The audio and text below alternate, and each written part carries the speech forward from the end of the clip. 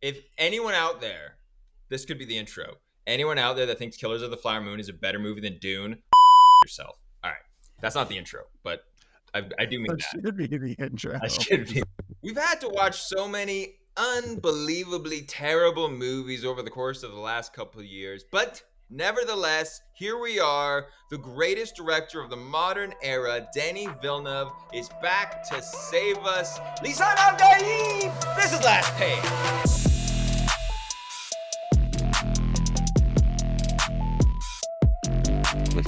37 issues of Last Page. Here we are back to talk about the modern masterpiece that is Dune Part Two. I am Maverick King, your humble host, joined today by Rembo and, of course, Jason Cedars, the paragon of positivity that he is. Let's get right into it. Dune Part 1 was a great setup of a movie that we got some years ago. This movie has taken over the world. It is on its way to making $1 billion. It quickly surpassed its first movie's box office, and I'm quite excited to talk about this movie. Every now and again, there's a movie when you're watching it in the theaters, the credits roll, and you just sit there and watch. And that is what myself and the lovely Monica Bryant did. We watched the credits because you're just taking in the last 2 hours and 40 some odd minutes of this incredible movie. Rembo, you were the first one out of the gate to watch this movie when it came out. What were your thoughts about Dune Part 2? I saw it opening day because there's few movies that come out these days that I'm like, I want to be there as soon as possible because I don't want anything spoiled. I want to enjoy it as cleanly and as possible. And it was awesome. It was. I went into it with very high expectations because I just expected that it was going to be just as good as the last movie. And as far as I can tell, it was, if not better. But it didn't. I didn't leave it being like, oh my God, that was better than I expected. It was just like, that's exactly as good as I expect. Because at this point, I expect any Villeneuve movies to be borderline perfect. And he seems to not fail me, like, ever. So, awesome experience. Just as far as like what a modern movie can be on grand scale, it's as almost just about as perfect as it could be. There may be some things that we'll get into that aren't perfect, but as far as just the acting, the sound design, the set design, the costume design, the look and feel of the movie, the story, the characters, everything hits so well through the whole movie. 2 hours and 45 minutes, and it kind of just, I won't say it flies by, but it just feels so progressive and interesting the whole time and never is boring. And that's hard to do for 2 hours and 45 minutes. So I fucking love this movie. Couldn't agree more. Yeah, you hit all the major points of this because it was an experience. Like, it wasn't just like going to a movie. Like, this felt like, the movies as they should be. Because yeah, it was the sound, the immersion, the lighting. There was a couple times where we were like inside dark in scenes, and you actually go out into the desert and it was bright. Like, I remember me doing like one of these things when we were in the desert because you feel like the immersion was so complete with this. And so yeah, everything from the music to the huge array of actors that were in this, that you look at the list of this and it's just like they just cashed in on trying to like having a big budget and everyone wanting to be in this movie too. They were able to get so many people, but I felt like everything was so well done. Like when Christopher Walken came on, like for a second, I'm like, oh no, is he gonna do like some SNL like character or some dancing through the mall in some Fatboy Slim music video? But he did that well. He was able to like shake that kind of comedic angle that he's done. And I mean, just Pugh and just a lot of them that I expected to bring past characters to it, they didn't do that. And so it was, yeah, like you said, Remy, is like everything I had written down to say about it. I was like, oh man, you just said everything that I felt like. So, and it's rare that all three of us, I feel like, will have very, very similar takes on this, sort of thing. So beautiful, epic, like at work, like us talking about them this movie and them getting different like major points into it, because I thought everyone, the riding the worm would be like the big part, but there was like other scenes where people like, this is what the most moving part to me was, or this one it was. And it's so epic. And not a big, I mean, I could be a big book reader of this, but did not indulge in the book world. But I even think that it kind of appeased to some of the book audience, which is hard to do with these sort of movies. So I'm even more interested now in diving into the lore of this. So yeah, great movie, and can't wait to talk about the finer points. For some reason in my mind, I'm thinking that you can make a splice, just a quick cut up of this movie's great scenes spliced in between Killers of the Flower Moon's suboptimal scenes, where it just goes from like what's her face with Lily Gladstone with like the blanket being like, I'm tired and I need to, and then it's just like the sand I am riding, poetry. and then the music just yeah! And then we come back to Robert De Niro just being like, I'm gonna need you to get her to sign that contract, and then just going back to the slicing and the Austin Butler in the Coliseum. This movie's awesome. This movie is awesome. And what's great about this is that the books, and I have not read any of the books, but if you go back to 1964, you have John Carter, which was a very influential science fiction book. You have Dune, 1965, that comes out. Extremely influential, and you can just watching this movie, you're like, I see Star Wars. Like, you can see where Star Wars came from. All of Tatooine, you can totally see the immersion of the different characters. Tusken Raider's a little more perhaps racially insensitive than how the characters of this Dunes are played out, but regardless, you can Tremors, see the influence. Tremors, like I was like, Tremors is I assume there's fan fiction out there where Tremors is the origin story, because that's 1980, Dune, yeah. 1000 AD. So I assume Tremors is like the original origin story for this. They transplanted a worm from Dune back to Earth. I love it. And so it's great to see this origin story, and it is a story of the Chosen One, and we've seen the Chosen One, and whether it's Star Wars or The Matrix, I mean, that is a classic historical tale, and it's done in this, but it's done with such great nuance, and everything is the pace of this movie. It's not that the pace is consistent, but the pace is great because it gives you these great action sequences, but then it gives you plenty of time with Timothée Chalamet and Zendaya. What's her Zendaya. Their romance, they give them time to breathe. When they finally introduced Austin Butler, who is the villain, the melee villain, they don't like cut him and they tease him here. They just give him a whole scene that plays out until we're finally like totally introduced to how menacing he is. And then we go back, and it's just, I love all of that. The music, the way that it is brought in and it comes out, it's not necessarily like all the time. There's times where there's no music. Man, it's just so wonderful. And Denis Villeneuve, just far and away the best director that is working today. So the interesting thing is that part one really is a part one, and this really is a part two, where the movies feel like they can go back to back. You would watch them in sequence, and it would feel like one movie. Oh, I did. I watched one the night before, and then went and saw it the next day, and it felt like a continuation. There was no like Star Wars trilogy sort of jarringness between, I'm talking new stuff, not old, but yeah, it was this constant stream, which third movie, I mean, and it hasn't even started or nothing, like not even like greenlit, right? Well, this is the difference. This is the difference between my guy Denny and some other guy named John Cameron. He makes these blue people movies. I don't really know what he does, but regardless, a guy like that makes these blue people movies, makes the first one, it makes $1 trillion, and he says, I'm going to make 7 of these movies, and they're going to be amazing. These amazing movies that come out. Denis Villeneuve, this movie's already making a ton of money, and he came out and said, he's like, if we can come up with an idea for the next movie, which would be based on the second book, Dune Messiah. If Yeah. we can come up with an idea that will make that movie better than this one, then we'll do it. But if we can't come up with the proper idea and the proper pieces to make that better than the second movie, we're not going to do it.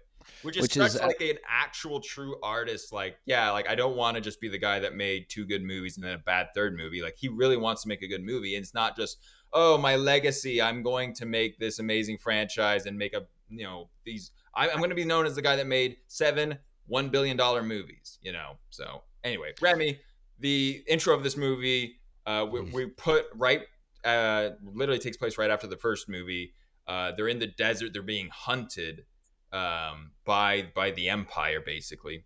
What was that opening action sequence where they're hiding in the desert? It's Atreides and his mother, played by Rebecca Ferguson, and then you get the black stormtroopers that are in the desert, and they float up to the top of the little canyon. Talk to me about that. I've seen that screenshot float around Twitter so many times. It's still just over these last few weeks, because for some reason it's just they're I don't know how to do it, because you could do that exact same scene in you could do a scene like that in other sci-fi and it wouldn't be that memorable, but for some reason, and again, it is the framing, how they frame with like, it's almost like a sunset style shot of just like the really dark contrast of it's like dark and very orange. And as they it's like they're walking around, it's all kind of quiet. Then it's just like this really subtle, very slow float up. It's not like they just like, all right, jetpacks, and they fly up there. For some reason, it's cooler that it's slow. It looks so sick. It looks so sick. And I'm going to try not to just say that over and over again, because there's so many scenes that are shot and colored and framed so well. And that's just a good example of right off the gate. It's just like, oh, this movie's going to look so good. And the last one looked really good too. But, yeah, I like that there is no like, oh, 3 months later, 6 months later. I mean, it literally feels like this happened like weeks after the end of the last movie. They show the bodies being burned, of House Atreides, which is a nice tie-in later when they show all the other bodies being burned. And they fucking kill everybody. That was cool. Yeah, and then you kind of get the hints at like, all right, Harkonnen, like they don't realize. You kind of learn that they didn't realize that they didn't kill Paul. They think that they did, and so you kind of get that initial like, all right, so Paul is now on the run. This is kind of a Luke Skywalker aspect if we're comparing Star Wars, where it's like Luke is out there and Vader doesn't really know it. Or I guess more so the Emperor doesn't really know it. And that works for both movies, actually. But anyway, I think it's just a good initial, like, all right, here's the rebels on the run, trying to pick up the pieces and like formulate a plan. That's kind of where you get set up. I love I don't forget what they're called, but the thumpers. Thumpers. Thank you. I literally making the noise. I love the thumpers. It's such as this little device, but I like that there's just such a big meaning behind it, because it's just like, oh shit, like big bad worm's gonna come. So like they set him up, and then the other guys are just like, no, thumpers, and like trying to like shoot him up and stuff. Yeah, awesome little intro, the cool fight scene, the killing, and bringing Javier Bardem into it, which we'll talk about him. But yeah, awesome intro. Yeah, Jason, that's a good opportunity to talk. So the Fremen, this group of desert dwellers that they literally are sucking the water out of dead bodies, because that's how the water is so scarce that you have to get water from anywhere. Javier Bardem takes the tear off of Rebecca Ferguson and drinks it, and he's like, don't ever sacrifice your water for nobody. It is a very interesting part of that culture, but yeah, the Javier Bardem, Zendaya, that kind of group, like, what is you're watching it, what are your kind of feelings about them versus Paul and Paul at this early stage of the movie? Oh, early stage of the movie, I already started to want to like the talk about the character progression of those two, and that three circle right there, like how quickly it becomes this like friendship survival, like, you know, and like bringing him into the fold of the Fremen versus him fulfilling the prophecy, which was, I mean, that was just the coolest, and I almost like the most talked about with the people I have is this Messiah complex, and you're starting to like see that, you know, and then the Bene Gesserit or Jesuits like planting that, you know, and us starting to see, you know, the fruits of those seeds starting to blossom. Like, I think that was the most interesting part of this movie, and so starting to get to see that and how easily Stilgrad, is that his name, the character? Stilgard, yeah, he is, you know, I don't know, corrupted or persuaded, you know, by this, you know, this false prophet, you know, prophecy, but then in actually fulfilling these, you know, and so you starting, I think I might have even jumped ahead a little bit, but like starting to see kind of those things happen within him, you know, and like him, you know, picking the name, you know, like the desert mouse, you know, yeah, that name, and that being, you know, this sounding like what is that? How do you pronounce like what he is, the god? Usul. Usul. Well, Usul is the kangaroo That's mouse. the pillar. No, Usul is the pillar. That's the foundation, and it's not the mouse. Then it's another name for the mouse because it sounds very much like the name that he is called later in it, the god one. You know, like the 3-letter name. I tried to find it, write it down right before here, but I kept missing it. But Muad'Dib? Yes, because that's his like final like god name or whatever, the like Jesus essentially, Right. but he picks this mouse name that almost kind of sounds like that, you know, and it was just so many of these little things that they start to like put in there as far as like this the Messiah actually being this kid, which we all know he was going to be, but it's like it's so much the Peter Parker, the origin story that we're starting to get to see with this kid, and anyone like loves that part of, you know, the creation of characters, is seeing like how he's going to start embracing his powers, and then the modesty of him being like everyone loving him, and something that he even does is something cool immediately starts to turn into something where the chosen one, and he's got like no, I just got lucky, you know, or I found this or did this, and him later kind of embracing this. But yeah, I want to jump ahead so far, you know, to do this, but I do enjoy that kind of beginning scene, the feeling of the Star Wars, but I mean, not a goofy Star Wars. Like, I kept sitting there being like, this isn't like goofy Star Wars. This is like adult Star Wars. I think he even said that when I came home with Mimi. I'm like, she's like, well, what is it like? You know, and I mean, I guess we watched the first movie together and she fell asleep halfway through it. But it's adult Star Wars, the darkness, the feel of it all. And so it's like being so immersed in that world from the very beginning is a fun feeling to start a movie off with. I mean, while watching this in theaters, I was literally thinking, this is what Attack of the Clones should have been. Like, the way that it's handled, the way that you have the Chosen One and his romance with, you know, she's not Zendaya's not a princess necessarily, but she's a princess type of figure in this movie.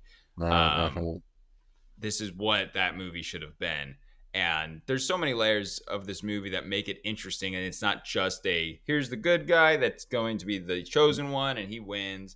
There's a lot of interesting layers to it. And I don't know the book, obviously. But one of the most interesting layers is the Bene Gesserit, the order of witches that his mom, Rebecca Ferguson, is a part of. And early in the movie, she goes from being his mother, and then she takes this blue poison that basically transcends her, so that her abilities to see the future and talk to past relatives becomes heightened, and she goes down a spiral of, she goes from like his protective mother to a straight up like sorceress type of lady. And it's cool talking is that to her fetus. She talks to her talking fetus. to her fetus, yeah. Talks to her fetus. I was like, oh, okay, we're going there. And that was wild. When you get the first shot, I'm like, what are we looking? Oh my God, it's an embryo. Like, it's a fucking, I'm like, what the fuck? And then when she starts talking to it, it's just like, what the fuck is going on in this movie, dude? It's very Space Odyssey. That, like, those shots of 100%. 100% what I thought. When I saw the floating baby, I was like, oh, it's like 2001. And this is when you start to realize that Dune is the basis of every sci-fi ever. You know, Yeah. like this, every person who wrote sci-fi nowadays read this book when they were a kid and was inspired to some degree. Uh, and that's what's weird is that it's tough to figure out Rebecca Ferguson's character, like her moral compass, and she's not just trying to do good. She's literally saying like we need to like take over the weak, and she's explaining how religion works Yes. in the real Yes. world. Go after the weak, convince them that you're telling the truth, and it's like, but she's on Atreus, Paul's good. Like she wants Paul to succeed because he's her son, but like so she's for the good guy, but she's doing it in this terrible way, and it's a very interesting like if Well, you're a you know Star who she's Wars, like. yeah, you're like, okay, so you're not like an actual like good like a good witch versus the evil witches. Like you're basically just playing with morality the same way that the evil Bene Gesserits or the Bene Gesserits that try to wipe out the Atreides, that they're going about it. Well, my point, or what I was trying to say was, you know who his mom is like. Shares a lot of qualities very similar to Cersei. Oh, She's yeah. very Cersei. Like as soon as that transformation happens, it's okay. I'm gonna do everything in my power to make sure my family, my son / my family, my unborn daughter are gonna be at the head of the household, and we're gonna go after the weak. It just kind of turns into this very like hard like it's not about the religion for her. It's about putting her son and her family at the head of the table. Well, And and this religion was all like almost based around creating this character in the world or the universe. Like that was the whole point. You start to figure out as them crossing bloodlines and doing all this stuff is they've been trying to manipulate what the world is going to be like. And so this kid happened to be just one of the vessels. Like they talk about, we have other options for this person. there is another.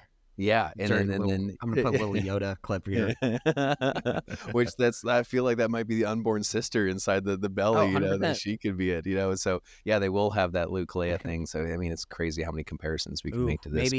Maybe we'll get a good little George Lucas and Timothy Chalamet will fall in love with Anya Taylor-Joy.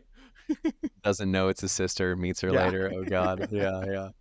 But no, it like this. I mean, it's essentially like, God, you guys still haven't seen Loki season 2. Like, I kept making comparisons. Oh no, to, we like, haven't. Oh, we're not going to be able to understand what happens in the All right, shut off the Dune stream. 2. Kill the stream. We gotta go watch. Yeah. But essentially, because I'm gonna spoil it anyways, all the thousands of people that are gonna see this video, they are not gonna. They've seen Loki season 2. Don't have to worry about them.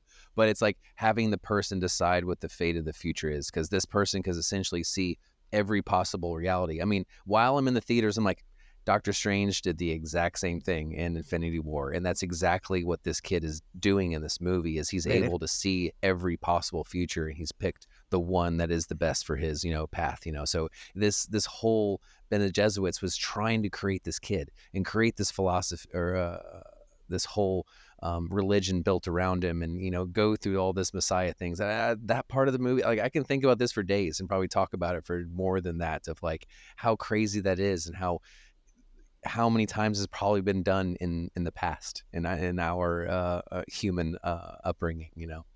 It's scary, actually. It's a little scary. I got goosebumps a couple times. Like, shit, the fucking people are doing this to us right now. The man upstairs. There is just a great the climb of the religion throughout the movie, where at first Javier Bardem is clearly thinking that Paul is the Messiah, that this guy is the guy, and then it becomes this moment where Zendaya and her friends are like, oh yeah, that's those Southerners believe that religion's bullshit, but like, yeah, you couldn't tell by his accent that he was a Southerner, you weirdo.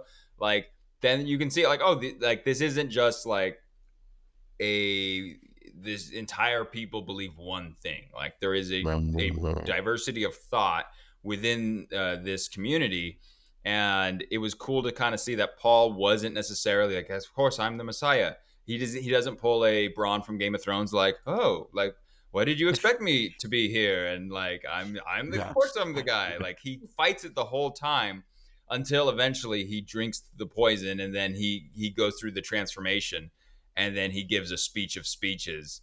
Bro, I mean, dude, my dude, God. I will that go to was war such for a Paul good. Atreides Yeah, any day of the dude. week. Like he's very meek throughout the movie. I feel like until that Yeah. part, like So when he when he goes up and gives that speech, it feels so heavy yeah. because it's like such a pinnacle of like him kind of resisting and pushing and being kind of just like, I'm just gonna be here and be part of, like, I'm gonna engross myself into the people, and then when that happens, it's like, fuck, Like he just such a found payoff. his voice, you know, Yeah, like literally, yeah, and he's yeah. just like, and he literally, because then he gets the what's it called, the speech, Right. I don't know what it's dragon called. shout. Yeah, The dragon.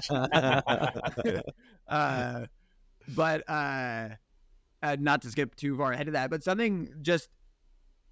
this movie does almost better than any sci-fi fantasy movie I've ever seen, is engrossing you into the culture of of something that, we don't already know. It's not Earth culture. It's not anything that we understand. So it's like a completely fictitious world and place, and giving it so much depth. It's obviously very inspired by different like Islamic religious aspects, and obviously these people are supposed to be kind of Middle Eastern-esque. Like even the They are brushing the speaking, water, like where they Arabic, did I that do water believe. thing. Are they actually speaking Arabic? I do believe they're speaking. No. It's they created this language just like Lord of the Rings, Are the you Elvish. sure about that? Because when I looked up Lisan al-Gaib, that is apparently an actual Arabic phrase that means the tongue of the unseen. So No, Danny Velva, just watched the video. Danny was like, we spend a lot of time creating this shit and creating okay, this well, then language. now I feel like I've been lied to by the internet. That's the first time that's ever happened. Yeah. But no, so much Arabic stuff. Like every time they did the water over the head thing, like that little like they that put thing, down the mat to put their the knees mats on as and they pray facing, down. a certain direction. Are you yeah. telling me it's not Arabic? Now I feel like No, it's a combination. It's a combination. My quick Google search says there are elements of Arabic in the language, but it's not just Arabic. All right, so I was right. Thank you.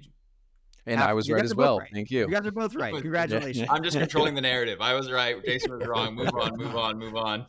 Go. So anyway, but yeah, just to finish that thought, like I think, from the intricacies of their language and how they speak, and like the different things that they call each other, and what they call, like with the everybody has a name. He picks his mouse name. Zendaya is a desert spring. Desert spring. Uh-huh. Which then becomes fulfills a prophecy later that just nobody talked about, just being like, oh yeah, she has that nickname. And then the sucking of the water from the bodies, and just like how much attention they think, and how much moisture surrounds their culture, because they live in a fucking desert and it's just barren.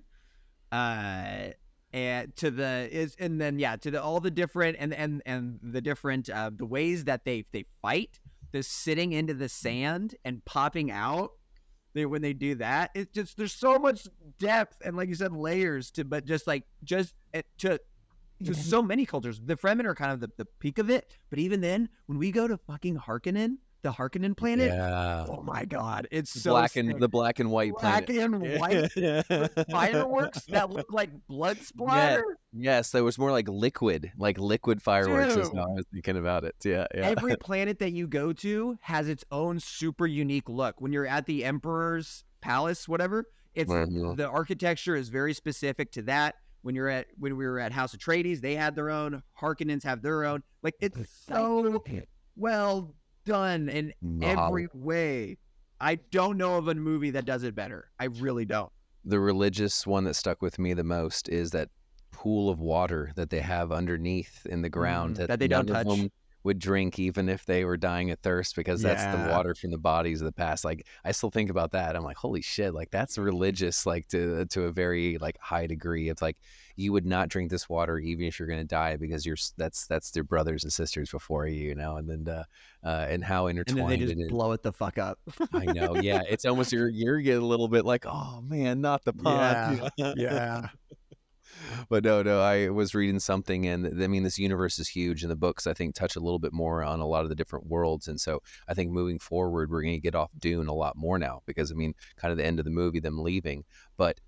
Oh, what was I going to bring up? Oh, the fact that this is very much from different perspectives of characters is why we get even more of a fleshed out universe. You know, it's not just from Timothy the whole movie. We get so many different characters, almost Game of Thrones-ish, where everyone has a chapter from their own perspective. And that's like, when you do that, you flesh out the world so much more. It's not like you're a fly on the wall to like certain rooms of characters talking. I felt like the Baron so many times, like I was right there in the Baron's head and him making decisions, when his kids or stuff would walk in, or like the Emperor, or, the princess, all these people, I didn't feel like I was Timothy watching this unfold. I was one of these characters, almost happening, me making it happen, sort of situation. Going back to the Harkonnen planet that's all whited out, which I guess is why everyone's pale, because it's just white out, and it's just a black sun. It's a black sun, and then we get introduced to Austin Butler, who it's just such a perfect villain. Like he's like not like the most ripped dude ever, but he's in perfect shape. He's bald. He's just creepy as hell. He goes out and kills some of the last Atreides warriors. But what was really interesting was that it's a whiteout planet, and then there's a very much a shot where the armies are walking through the streets to go to fly away to a different planet, and it looks like newsreel footage of 1936 Germany. Like it looked straight up like the way it's whited out. It looked like that, and I thought that was a really cool kind of added effect, taking advantage of the way this planet looks. So I love the introduction of Austin Butler's character. That's going to be the physical threat, because obviously you have Skarsgård is the Baron, the mask, like the Jabba the Hutt guy. That's just, every time you see him, he's so gross. Every time he's so gross. And it's like, oh man, I feel so. But he's not like a physical threat. And then Austin Butler is the absolute physical Darth Maul threat. And this is the guy that you're worried about. What's even crazier is we just had Batista as being this menacing threat, and think he's going to be the physical thing, where his brother, being almost smaller and weaker, is almost more of a force than he is, which I thought was very cool, where Batista couldn't get it done, so they got to call in the cousin or the little brother or whatnot, and absolutely just shames his ass, from the first scene that they walk into. Makes him kiss his shoe. Well, this is what this movie does well. This movie does well what other movies have failed at. Specifically, well, there was you guys didn't watch it, I don't think, but Rebel Moon, terrible Loki movie. season 2, Loki season 1, the Clock Lady, very very intimidating. Anyway, to a more popular reference, this movie does well what Star Wars, the sequel movies, failed to do, which is they introduced in the first sequel movie. Stupid face. What's the guy's name? The ginger guy? No, well, he was terrible. But also, Jar Jar.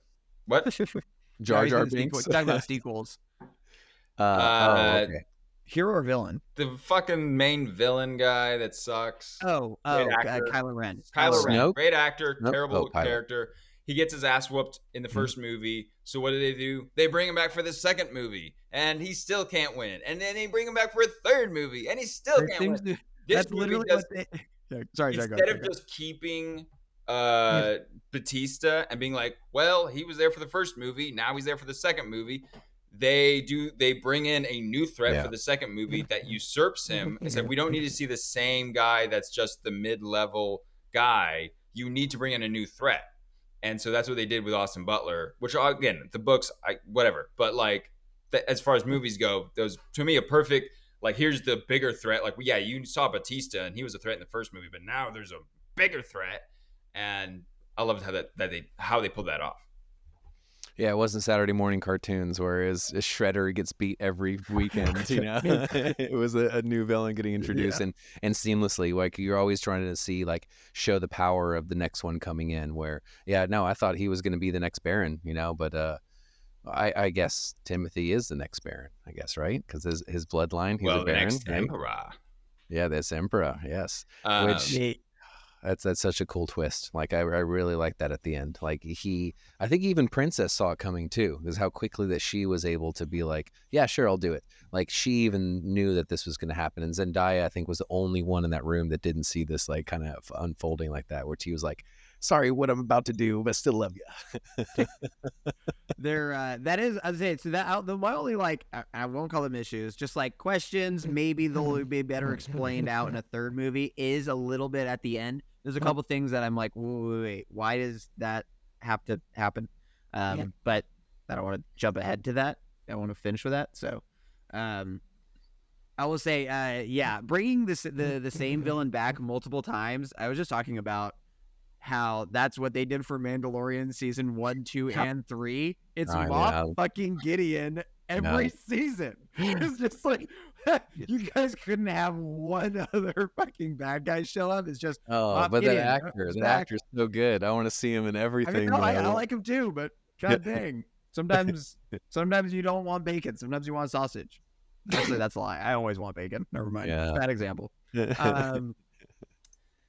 It's an awesome. I like the progression of Batista, or the degression of Batista's character, of where he's elevated in the first, and then it's like he's getting like he's kind of being reduced to more just like angry, frustrated. Can't do it. And again, this is just a little thing. So Austin Butler comes in and is just like, hey guys, we're going to use artillery on their cave. And I guess nobody had that idea before, because Skarsgård's like, Stellan is just like, brilliant. Artillery is brilliant. I'm like, nobody thought just to blow it up? Level it. Yeah. Okay. Well, they keep sending in dudes. This is the question of the movie, book, whatever I have. There's no consistency. Like, they have dudes with guns, and then they switch to swords, and it's just like, when you guys are like, okay, we're gonna go with swords and we're gonna go head first. Why are you doing that? Like, why aren't you using your guns? And so, like, they all got the armor, so they all have got that little vibrating armor that bullets will just pop right off. So we're in a because we're in a stage where like have that. Yes, I think everyone has. I don't think the Fremen have that. Because that's what we never see the Fremen have, that like that Austin Butler effect. We never see that in the movie. So there's another get a little nerdy and research on it. So I guess like 1,000 million years ago, before this like time period, there was an AI war where AI like took over the whole like Dune universe, and so they got rid of all technology at one point. They had to like destroy everything in the whole universe as far as like technology, because this AI would have been able to use it. And so they had to like start from scratch, but with the knowledge of being able to do like nuclear shit, but you only could use like sticks to like do stuff with, or the AI would have taken over your stuff. So we're in a point of the world like rebuilding, but to a point where you can't rebuild too much, or it could happen again. So it's I think that's a factor. But when I was watching the whole movie, I was so happy that's not a bunch of stormtroopers like shooting and missing and shit like that, that we're actually getting to see like fighting happen. Like, this was all choreographed rather than people standing behind shit and shooting at each other. Like, this gave the opportunity to do so much cool battles, and that armor was what I was like, oh, they probably would just ricochet off of everyone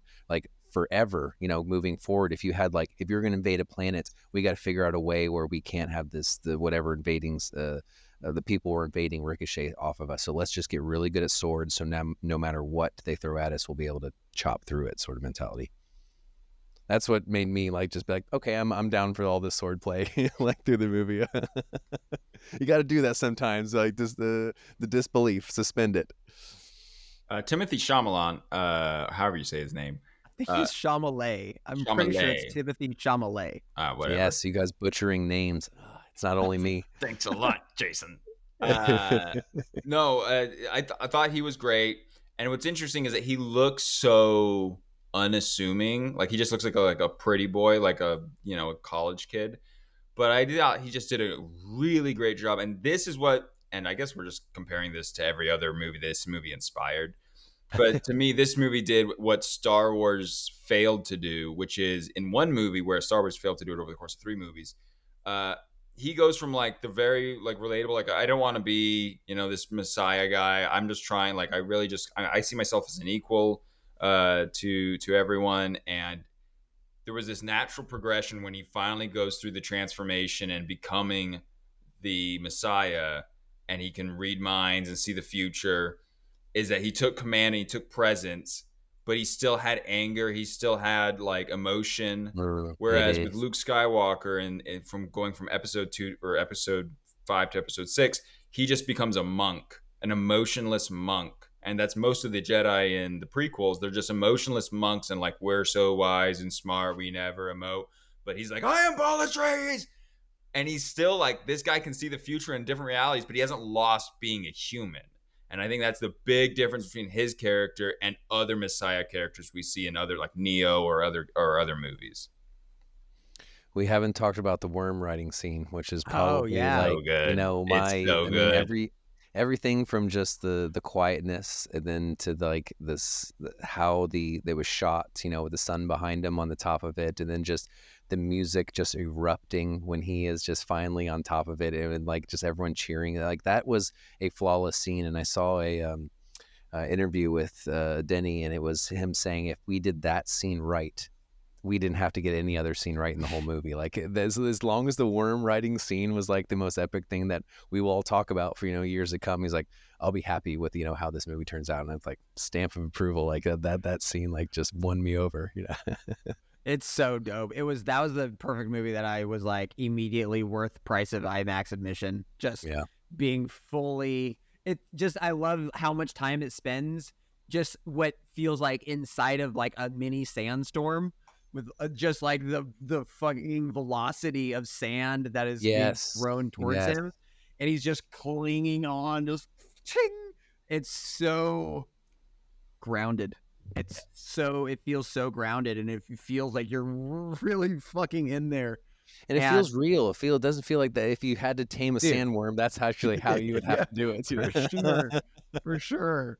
It's so awesome. Yeah, and of course, again, the score, the way that they time the timing of music in this movie is so flawless. It's just, it knows when to be quiet, and it knows when to blast your fucking ears off.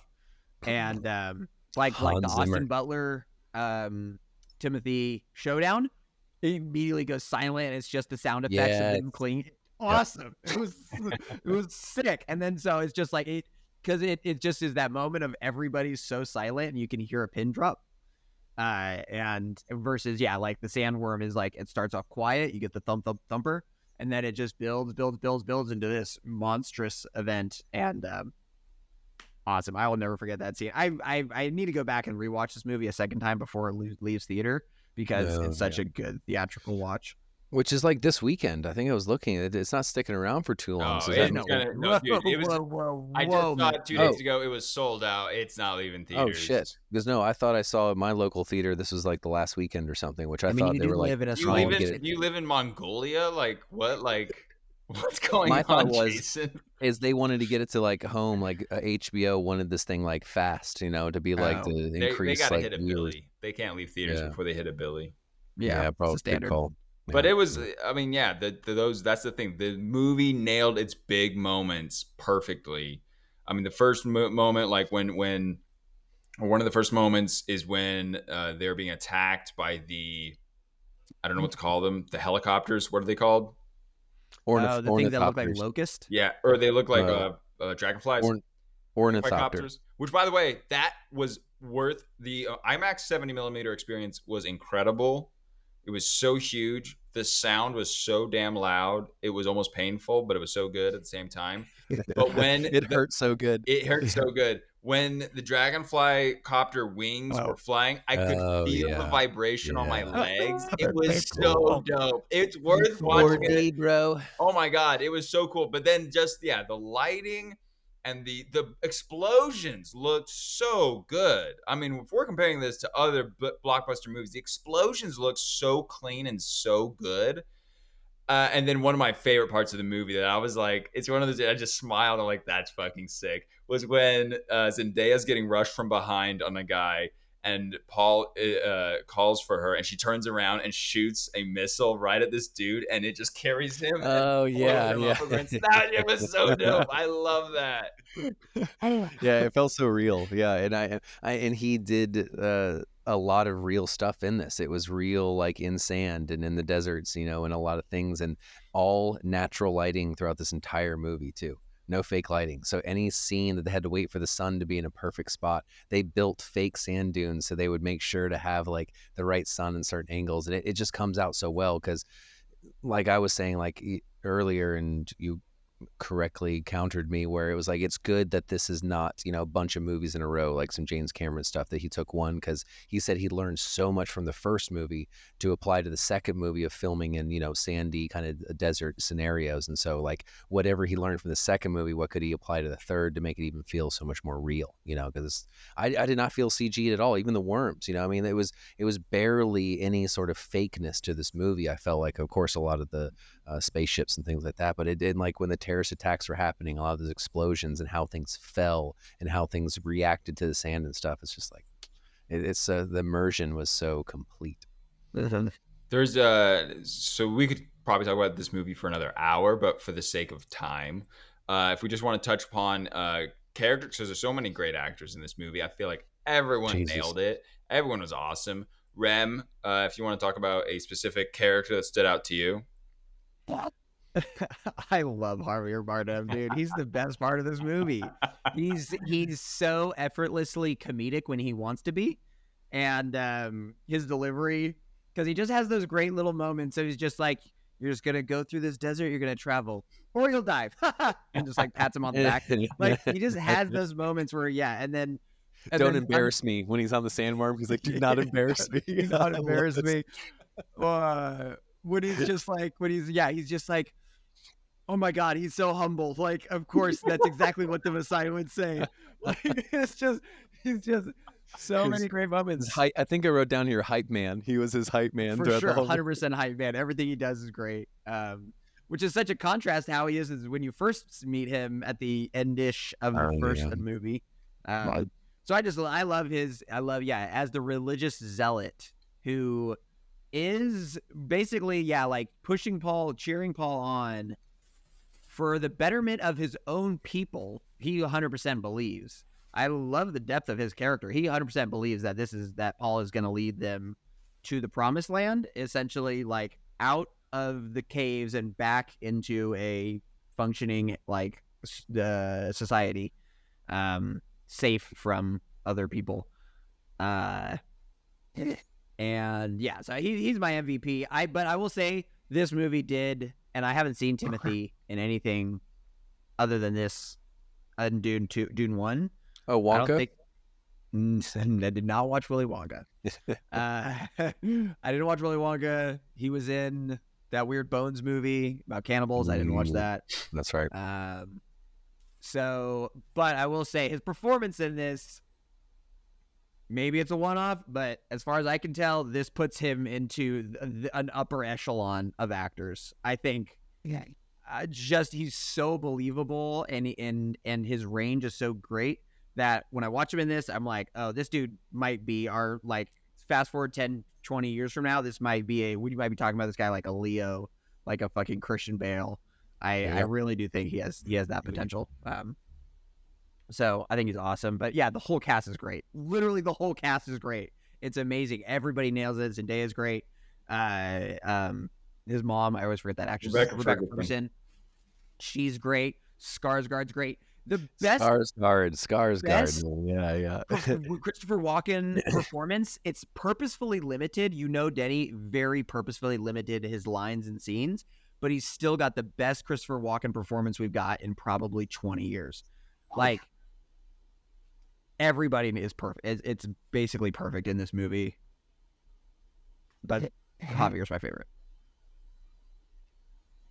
Damn, same question. I don't know. I'm in a hard spot. That was like Timothy. Is an easy a go-to on that because he yeah, Remy, you nailed it. It's like this is the beginnings of just this great actor, and I actually did watch Wonka in between kind of 1 and 2 over the year, and it's fun. It's a musical. He's dancing and singing and going around, and he does that movie good. Actually, I enjoyed that Wonka movie much more than I did the um Oh, the Tim Burton one. I mean, that's yeah, not Tim saying Burton. much, Holy Jason. crap! Yeah, yeah, I mean, yeah. But I mean, the Tim Burton movie is one for people on Megan's List or Law or dude, whatever. That's yeah, one of those movies. Megan's Law. Megan's his Law. his For teeth, sure. the whole movie, and that smile, man, it's just so weird. But yeah, no, Timothy being the Steeler, but I mean, going back, it was a lot of the Harkin, guys. I really liked that clan and how they did it. How they acted, and then Steinsgard or Skarsgård, yeah, the Stellan guy. He did good as a villain. And just enough him dipping down into the pools, coming Yes, up saying something, and like dipping down into there. It's like he played such this like dirty, fat, ugly, just Jabba. It is funny how much we keep comparing this to. So, but the mom too, it's like I love to see her progression, just like went from this, loving, protecting mother in the beginning on the desert with them to like tatted up, totally in the whole I'm all about this religion, that almost means more to me than my son at this point, how her transformation. So it's so hard. Yeah, I wish you didn't ask me this question because I could be like, yep, this one and this one and this one, this one. But Timothy though, MVP. Yeah, I mean, Javier Bardem is definitely my favorite, but yeah, Rebecca Ferguson. I mean, her transformation, and I have said in the past with her Mission Impossible movies, she's always has this one face, and there's just a limit to kind of her emoting. But in this movie, it was totally different. I just felt like it was so interesting because you're off guard. She puts you so off guard, and you're just trying to figure out like, is she totally evil or is she just a means to the end type of character or like, and then the way she keeps communicating with her fetus daughter, like she's such an interesting character that it's not like, when you see Skarsgård, and I love Stellan Skarsgård, he's amazing in this, but he's like, yeah, that's the evil guy. We're all rooting for Timothy Chalamet. I'll never get his name. Chalamet. Silent We're all rooting for him. Like, he's obviously the guy. But her character to me is just the one where it's like every time she's on screen, I'm like, are you gonna do something good or bad right now? Because like you cool. Don't quite see it. And also Zendaya I thought was really good, and I thought it was really like emotionally pulling when that's what the other aspect of this movie I really liked was everyone is worship at the point at which Paul takes over and everyone's like, this is the guy. She's the one that is like heartbroken because he's going down this different path where she thought that he was on her and her people's side, and now he's on this different path. And when he's triumphing, she is becoming more disillusioned with him. And then it's one of those moments where it's like, yeah, Paul won, and now everyone thinks he's the Messiah, and everything's working out for him, and now he's the emperor. Blah blah blah blah blah blah. But he lost the person he cares about most. And I thought that was a really cool. It's not the good guy winning and getting the girl and conquering. It's like he lost the person at the end of this movie. He loses the person he cares about most. And to me, that's just a great, even though this is the genesis of movies and stories after this, it was such a great, different wrinkle to the story. Final thoughts and ratings. How would you rate this movie straight out of the theater, Jason? I mean, it was perfect. I mean, why wouldn't I give it a 10 out of 10? I feel like on a rewatch, it's going to be a fucking 10. Like, yeah, I really do. Like, I can't, and you mentioning, the Zendaya, I mean, honestly, Zendaya was the weakest part of the movie, in my opinion. I didn't think that it was a necessary kind of almost evil, like a necessary character, the side girl, for him moving, forward, and just a love interest, it was, that would be actually the only negative to this movie is I didn't feel like it was so believable, her progression. But is it because we see her with a bloody knife in her hand in the first scene, like, oh, I know what you're gonna do at the end of this movie? So it wasn't just a means to an end as I'm seeing it. But Remy, I think you're right. Yeah, on a second watch, I'll be like, yeah, flawless. So yeah, 10 out of 10. Yeah, I think it's a 10. I feel like this is also, I think I'm more sure, or I might be more sure about this. I mean, I feel like I'm just throwing out 10s because Oppenheimer's freaking 10. But I didn't say that in our initial review. I think I said I gave it like a 9 or something. I was like, I got to rewatch it, and then I rewatched it, and I was like, oh my god, it's so good. So this movie, I got out of theaters, and I felt much more confident about it. I think it's like, yeah, it's at least a 9. Yeah, there's just, as far as final thoughts go, a couple things. Does he actually need to marry the Emperor's daughter if he's going to attack and kill all the other houses anyway? That seemed a little bit weird to me. I'm like, why not just kill him and her and to be like, I'm taking your fucking shit? And then have Zendaya. So it seems like it would have made more sense of being like, the only way the other houses are going to recognize this, my ascension to the throne is if I marry you and we make this like bloodline official. They don't do that, so it's a little bit weird, and it's a little rushed of just like, oh hey, we got the call. The other houses don't like agree with this, so and then he's like, all right, we're going to war, and it's just literally like Yoda being like, and now begins the Clone War has whatever he fucking says. Yeah. The Clone Wars begun. The Clone Wars have. Thank you. So it's like a little bit wrapped up kind of quick right at the end there. And I'm like, wait, there's more details. I figured that's a little tiny thing. I think that'll be more well explained and brought out in a potential third movie. But I love that this is just a part 1 and a part 2 of one big story. You can watch these movies together. If they don't make a third, it's fine. I would really love them. I would love them to make a third, but you're not left hanging so badly at the end of this movie where you're like, oh my God, I have to see it. Like, I need to know what happens next. It's like, I have an idea what's going to happen next, but this is a complete story. 1 and 2 together is a complete story. It really just feels like one big long movie. And so as one movie, part 1, part 2, it's perfect. It's as perfect as a 1-2 can be. They're gonna make like 6 more of these things. Denny, I think, will cap out at 3. Oh yeah. He even quoted saying that. He's like, but I mean, there's like 10 books or something ridiculous like that. Sure. So there's a whole lot of source material. Just wait for the June 20 years from now when it sucks balls. Yeah, I remember when Dune was good. Max plus Paramount combo. Well, there's a Dune show coming out at the end of this year. Of course there is. I can't wait for them to bring back Atreides as like a 6-year-old man in some cave somewhere, being like, I just want to die. Be like, no, Messiah, we need you to come back. I don't care. Let me drink this blue milk out of this titty. Just chugging blue milk. God, fuck me. 9 out of 10. This movie's so great, and I rarely give 9 out of 10 straight out of theater because I do have to see it again. But it is the most impactful movie I've seen in theaters since Infinity War, where there's just multiple moments where you just feel the rush of emotion. Riding the sandworm was just so like such an epic triumph.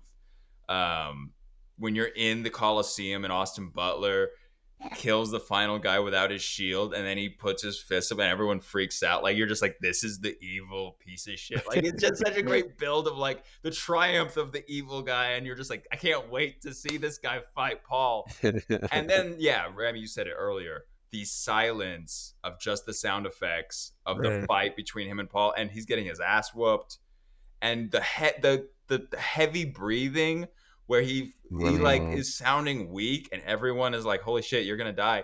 Like, you feel that emotion of like, dude, we thought you're the guy, and like he feels like defeated before getting the killing blow. Like, it's so damn good. Just it is a movie that movies at their best. When you watch a shitty movie, it makes you want to unalive yourself. When you watch an amazing movie like this, it makes you think like, I want to create something.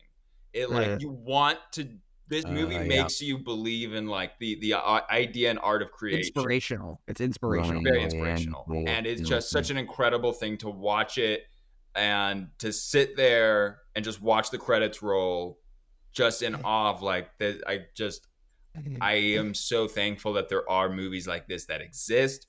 Whereas it's so rare these days to get a movie like this. I appreciate the fact that I saw this in theaters in the IMAX 70mm experience.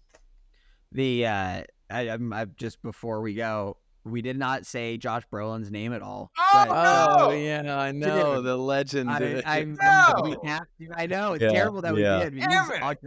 Gurney is great. Great. And I got Gurney's so great. excited when he came back. You know, I was Yeah, like, yeah, yes, when he we're gonna comes see more of back, him. Yeah, I'm very happy to see him. I was a little confused at the intro because I thought he was just working for the bad guys, but he wasn't. So it was a little bit weird. But it was great. He gets his revenge. He just one pieces. He fucking one pieces Dave Bautista. Just boom, right to the fucking throat. Awesome scene. But yeah, he was great. He's Yeah. as the I Thanks don't for give a going. shit about this religion. I'm just here to win a war. Great.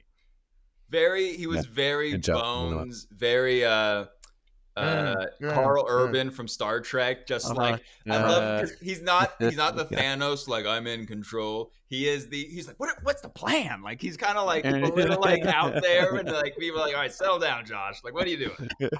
He didn't drink the Kool-Aid yet. The warm piss. He didn't drink the warm piss. And that's last page.